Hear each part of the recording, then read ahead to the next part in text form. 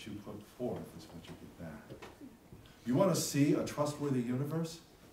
Walk in the universe as a trustworthy person. Does that make sense?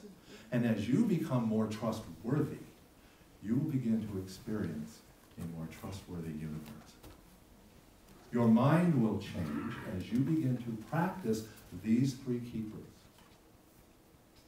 Keeping your commitments and your promises and your word, keeping your heart and your mind open, and keeping your mouth shut. How difficult is that? It's the most difficult thing you'll ever try to do. Some of you have heard me say in here before that the number one block to spiritual awareness, to spiritual growth, is self-pity. Number two, right up next to it, is distrust. If we walk through a world that we distrust, if we are dealing with people we distrust, how are we ever going to be enlightened? How are we going to wake up? How are we going to experience all the wonderful, wonderful things that we talk about in spiritual circles? How are we going to experience them fully if we're always feeling sorry for ourselves and we don't trust the world? Well, the way we learn to trust the world is first to trust ourselves. And the way we begin to trust ourselves is to keep our word, keep our hearts and our minds open, and keep our mouths shut. Sound too much to ask? Yeah, it's a lot to ask, isn't it? Okay, so nobody's going to be perfect at it. Nobody. But that isn't the name of the game, trying to be perfect at it. The idea is it's a journey, not a destination. Right, Mark? This is always a journey. Everything we do on the spiritual path is a journey. This is simply an eye-opener for all of us. Now, did anybody get 300 on your scales?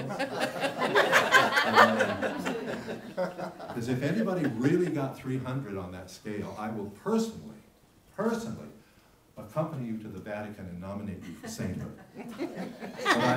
But I also know that nobody got 0 on here, right?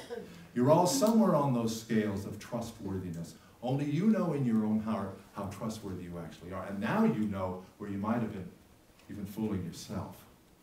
Ah, I'm not as trustworthy in that particular area as I thought I was. Now you know what to do. Now you have a beacon to follow.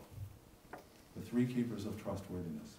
They're simple, they're down to earth, they're to the point, they're not that difficult to practice, but they can be difficult to achieve if you become obsessed with it.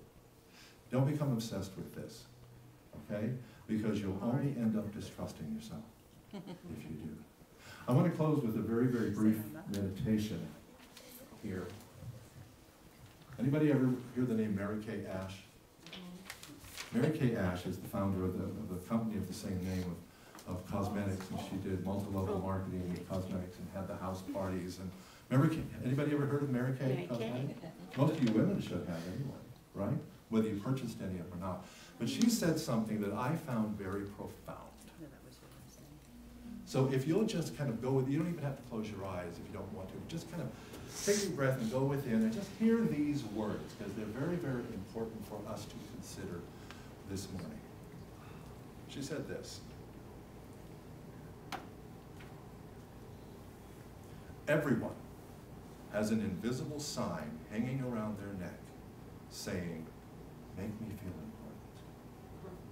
Never forget this message when dealing with people. Mary Kay is right. Though we may not be aware of it, we also carry that sign. To be trustworthy, then, is to never take advantage of another's weaknesses. No gossip, no dishonesty, no deceit. It's how we want to be treated. Is it not? And so it is. Amen. And thank you so much for allowing me to be with you.